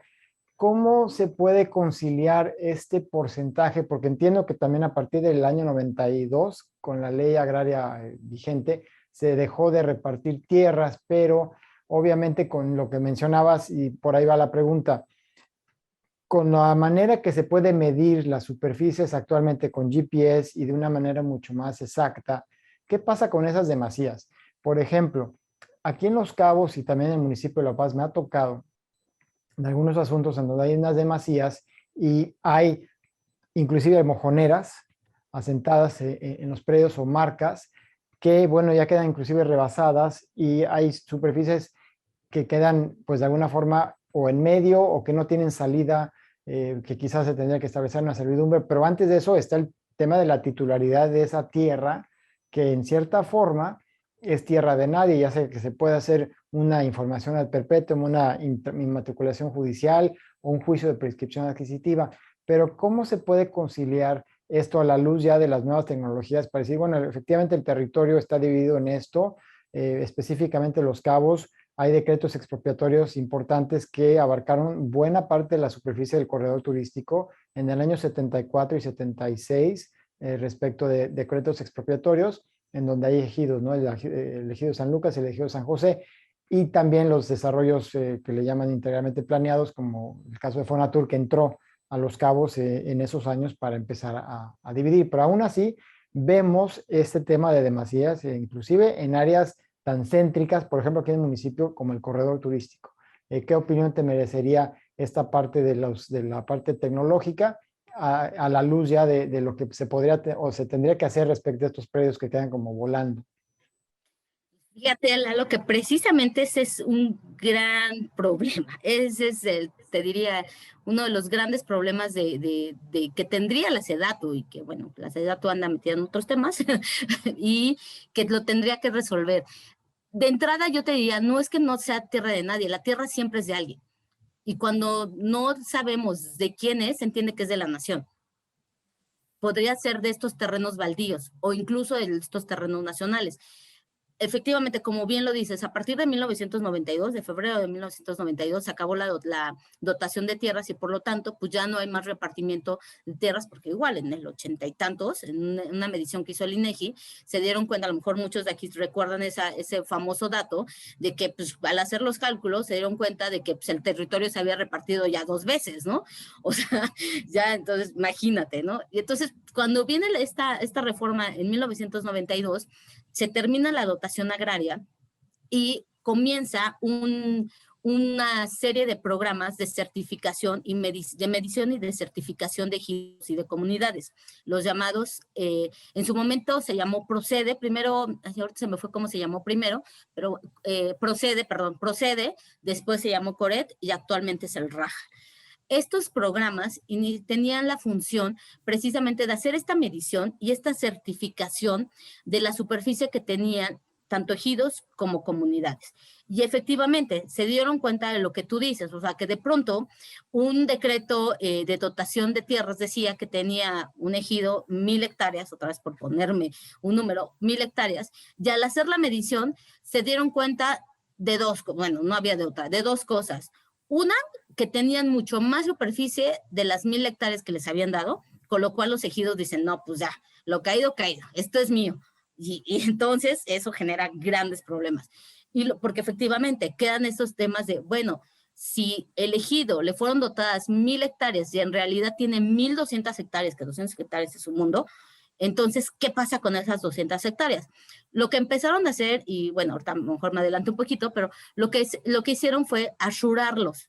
De hecho, si tú entras a estos sistemas, vas a encontrar los planos y con estas superficies asuradas. ¿Qué es eso? Que es literalmente como de, pues este ejido en su decreto tiene 1,000, ¿no? Pero al hacer la medición tiene 200 más. Entonces, estas 200 están ahí. O sea, no se quieren meter en el lío de decirle, ejido, tú nada más tienes estas 1,000 y mueve tus límites para acá. ¿Por qué? Pues porque eso va a generar muchos conflictos. O al revés, los ejidos que tienen menos superficie, que dicen, oye, a mí me dieron 1,000 hectáreas y cuando hicieron la medición, resulta que tengo 950 hectáreas, me faltan 50. Entonces quiero que les expropies aquí a los de al lado porque quiero que me des mis 50 hectáreas porque yo tengo derecho a eso. Y entonces igual, ahí pues no puedes decir que hay una superficie asurada porque ahí más bien te falta superficie. Y la otra persona, los colindantes, pues pueden igual decir, oye, yo en su momento fui afectado, porque yo soy el primer colindante, yo fui afectado para que te dotaran a ti de tierras. Si a ti no te hicieron la medición bien, pues ya prácticamente hay que solucionarlo en los tribunales agrarios, ¿no? Eso es como parte precisamente de estos temas. Y sí, efectivamente, yo hace algunos años fui a hacer una revisión allá a tus tierras, a Los Cabos, y efectivamente hay muchas demasiadas. Y el tema también es esto, o sea, generalmente cualquiera de nosotros que no somos ingenieros, no somos topógrafos, podemos pensar pues, que la superficie es lineal, ¿no? Y entonces que 1,000 metros son de aquí para allá, ¿no? Pero cuando los topógrafos hacen esta medición, pues obviamente dicen, bueno, pues aquí hay un relieve y a esto nos aumenta tantos metros. Aquí en este cerro hay tantos metros, hay una barranca, esto nos aumenta tantos metros, ¿no? Y así, digo, acá tenemos una zona muy famosa, que seguramente los que han venido a la Ciudad de México la conocen, la zona de Santa Fe, que al menos yo no me podía explicar en alguna época cómo era posible que sobre un cerro que da a la carretera a la México-Toluca, ahí tú lo ves y es un cerro, o sea, un cerro como tal, y de pronto ya apareció unas torres padrísimas de departamentos o una torre de oficinas o una torre de algo. O sea, es decir, son superficies que aparentemente pues puedes tú decir, bueno, tengo ahí 1,000 metros, pero ya cuando lo trabajas, digamos, lo construyes, pues ya no son 1,000 metros, ¿no? Ya son 2,000 metros. Espero haber contestado tu pregunta, Lara. Sí, no, y efectivamente, como dices, sí, siempre tiene que haber un patrimonio con titular, ¿no? Y creo que esa parte es clara en cuanto a qué pasa con aquella superficie que queda, ¿no? Fuera quizás de estas mediciones iniciales, pero sí, efectivamente, gracias. ahorita un poco lo que comentabas de la parte de la infraestructura del registro público de Monterrey. Nosotros más bien somos como Cadereyta, aunque tenemos playa, ¿no? Entonces aquí el tema es un poco el tema de la infraestructura que sí tiene que llegar. Ya empezamos con más adelantos, pero la verdad sí falta en la parte en la que yo personalmente me dedico a temas inmobiliarios y pues lo veo, ¿no? A diario, temas de registro público que bueno, capaz que y con la pandemia tampoco se han dado abasto y creo que es importante que les podamos apoyar en lo que podamos como abogados practicantes en el área a las autoridades para tratar, ¿no? Y en cierta forma hay apertura, ¿no? No es que esté del todo tirado el tema, pero sí creo que hay mucha área para dónde avanzar. Y creo que sí, estoy viendo un poco aquí a la distancia la Ajá. pantalla, pero creo que hay algo de Sí, comentarios. No sé, Carla, sí si tengas tenemos. oportunidad. Sí, Sí, pues adelante. efectivamente. Tenemos un par de preguntas. Bueno, primero muchas felicitaciones por la excelente exposición de Celia. Y por otro lado tenemos las siguientes preguntas. ¿Consideras que ya es tiempo de eliminar los fideicomisos en zonas restringidas para los extranjeros? Y la misma persona pregunta, ¿qué opinas de que algunos corredores públicos formalizan sesiones de derechos fideicomisarios, justificándose con que solo son derechos a pesar de que el Código Fiscal los equipara a una transmisión de propiedad? Bueno, esos son dos muy buenas preguntas. Pero antes, si me permiten, no quiero ser grosera, pero es que justamente un último punto que no está en la presentación, pero quiero aprovechar ahorita que Lalo tocó este tema precisamente de los sistemas de registrales, y es precisamente por esta diferencia en infraestructura que hay en un mismo estado, y ya no se diga a nivel nacional, de la forma en cómo trabajan estos institutos registrales o estas oficinas registrales, es que nos cuesta tanto trabajo saber exactamente dónde, tener certeza sobre nuestros inmuebles. Para ello, ya hay una iniciativa que viene desde el 2017, que se trabajó primero en la Cámara de Senadores, y ahorita entiendo que está en la Cámara de Diputados. Están trabajando para hacer una plataforma nacional de registros públicos y registros públicos, registro público de la propiedad privada, registro agrario nacional y el registro público federal y catastros. Es decir, quieren consolidar en una sola plataforma toda esta información, precisamente para que nosotros, desde aquí en la Ciudad de México, yo de pronto diga, bueno, quiero revisar un predio que está allá en Los Cabos, y entonces pueda entrar a esta plataforma con un folio, un código que le van a dar supuestamente a cada inmueble, para que yo pueda verificar cuál es el estatus de ese inmueble, para que primero, pues no me tengan que trasladar, y también de alguna forma tener certeza.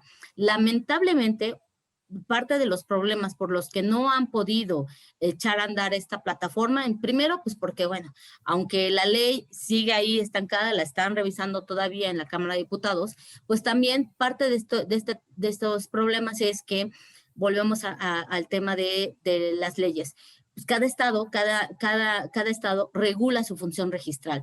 Los bienes inmuebles, todos lo sabemos, están sujetos al derecho común estatal de cada estado. Entonces, esta parte también ha dificultado la implementación de esta plataforma.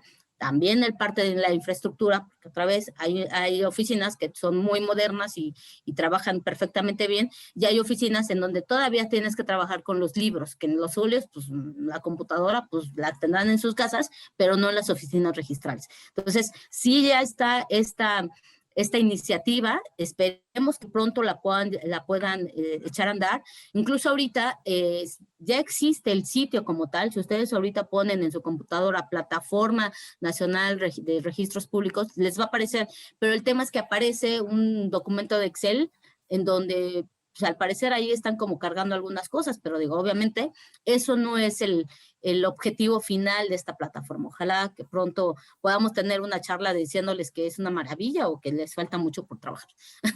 Y respecto a las preguntas, si ya deberían, no, de cancelar los fideicomisos. Es que, híjole, eso es una pregunta muy complicada, y yo diré desde mi punto de vista, porque creo que no hay ningún sustento legal. Seguimos con el tema, efectivamente, o sea, bueno, les platiqué que este tiene un origen de protección, ¿no? Meramente protección. Efectivamente, los fideicomisos es un vehículo que utilizamos mucho en las fronteras, principalmente, bueno, depende de las fronteras, pero en el caso de Tijuana y todo este corredor a lo largo de la frontera con Estados Unidos, pues nos sirve para regular el uso de ciertas empresas extranjeras pues, de toda los parques industriales que están por allá, ¿no? El fideicomiso, también te diría, en mi experiencia, también les da cierta seguridad a estas empresas extranjeras. Eso es al menos lo que yo he visto. ¿Por qué? Otra vez, porque los inversionistas extranjeros saben, cuando ya tienen cierta experiencia de trabajar en México, que en México no tenemos o hay estos grandes problemas de incertidumbre jurídica en los inmuebles. Entonces, creo que el tener un fideicomiso les da certeza a ellos o les da un poquito más de confianza. Entonces, el que desaparezcan o no desaparezcan, digo, no, la verdad no lo sé, en mi opinión, yo creo que todavía van a seguir funcionando. Y respecto a la segunda pregunta, que me la podrían repetir, por favor. Respecto de lo de la cesión de derechos fideicomisarios y los corredores. Híjole, eso es también todo un tema. ¿Por qué? Porque también yo, dentro de todos estos problemas que les he platicado en la transmisión de los inmuebles, también tenemos estos temas, que muchas veces yo he encontrado protocolizaciones de contratos privados de compraventa o de contratos de promesas, ¿no? Incluso por ahí en algún arrendamiento, en donde tanto el notario, y ahorita voy con el tema de los corredores, y en su momento el calificador, el registrador, lo dieron como bueno para acreditar la propiedad. Cuando sabemos pues, que una protocolización no es para eso, no está la persona, el propietario, no hay una constancia de que el propietario está transmitiendo el inmueble, no hay una debida identificación, bueno, con todos los problemas que puede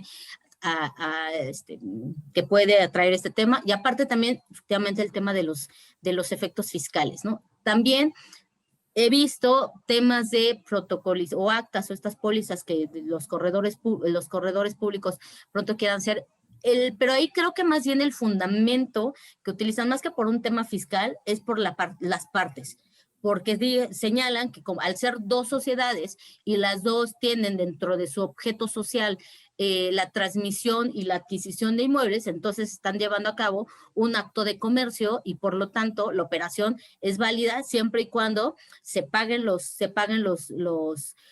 impuestos correspondientes. Híjole, yo les diría igual, los notarios públicos son los fedatarios encargados de llevar a cabo las transmisiones de los inmuebles, así al menos está establecido la ley, y los corredores públicos están impedidos para llevar a cabo operaciones de bienes inmuebles, por lo tanto, esa póliza, desde mi punto de vista, muy particular punto de vista, estaría sujeta a nulidad. Tenemos un par de preguntas más. Dijo que la compañía aseguradora pide que un despacho esté involucrado. ¿Este despacho lo designa el asegurado o la aseguradora? Y la segunda, ¿más o menos qué costo tienen?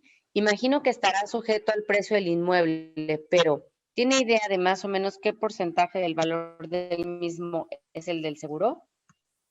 Sí, el despacho lo designa la aseguradora, porque obviamente también es parte de este tema de imparcialidad. Si lo designara el asegurado, pues podría otra vez estar sujeto a temas de corrupción, ¿no?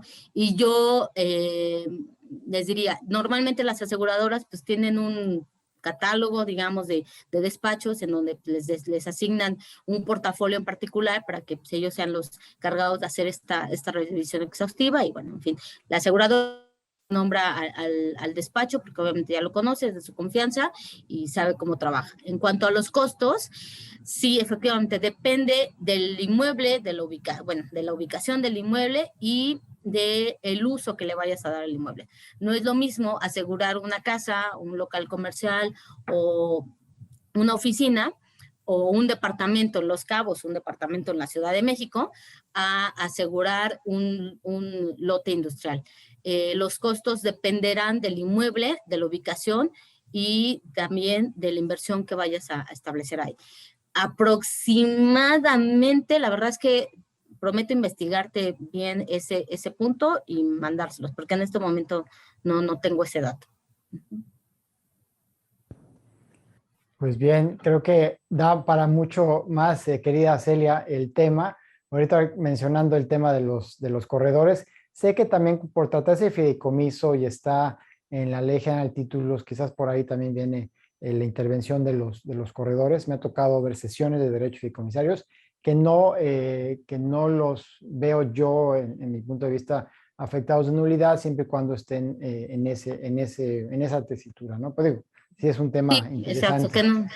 sí, exacto, que no se tramita, pero también tendríamos que ver como los fines del fideicomiso. O sea, sí es una operación que está sujeta a cierta interpretación. Y yo te diré, ahí, a lo mejor igual ya no me quiero extender tanto, pero por su tiempo, pero igual, ahí recientemente tengo, eso sí es un asunto, en donde la oficina registral hubo una transmisión en forma interna de una sesión de derechos fideicomisarios en un fideicomiso que es dueño de un centro comercial, ¿ok? Pero pues, es sesión de derechos fideicomisarios, hubo ahí un movimiento en los porcentajes que de pronto, y esto es, bueno, ya sabemos que los fideicomisos de pronto trabajan como sociedades, que de pronto hacen sesiones y pues nada más como que pues, a veces avisan y a veces ni avisan y de pronto ya se presenta alguien y dice yo le compré y bueno, y estas tablas de porcentajes de pronto se pueden mover, pero igual son dentro de las facultades del comité técnico o de la fiduciaria, pues simplemente certificar que pues así está la estructura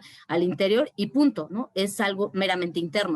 Pero cuando esto se protocoliza y se quiere llevar a inscribir a esta oficina registral, dicen que no hay tracto sucesivo. Que porque esa transmisión implica la transmisión de derechos de copropiedad del inmueble. Y por lo tanto, se tuvieron que haber pagado los impuestos de transmisión de propiedad y se tiene que respetar el tracto sucesivo, porque obviamente ellos lo que hicieron, no obviamente, más bien lo que hicieron fue revisar la escritura inicial del fideicomiso y de pronto les votó que pues de 10 fideicomisarios, ahora hay 8 y con diferentes porcentajes. Entonces dice, pues aquí ya no me cuadró. Entonces aquí hubo una transmisión de derechos de copropiedad, porque ese es su argumento, que tú no me reportaste y esto me rompe el tracto sucesivo. Aunque se les ha explicado 80 veces que no hay rompimiento de tracto porque la fiduciaria sigue siendo la titular, no hay forma.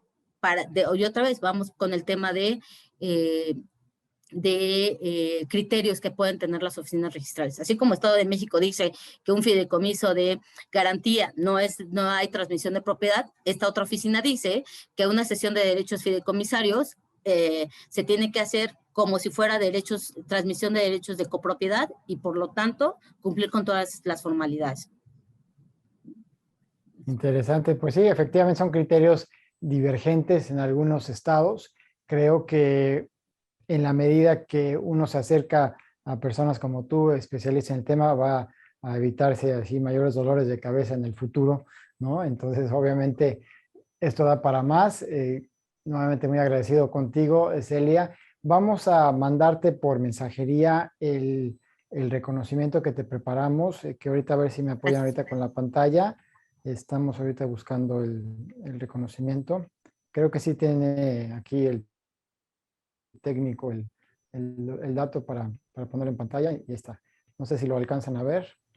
Vamos a compartir pantalla. Ahí está. Ya. Creo que sí, ¿no? Sí, no ya, ahí está.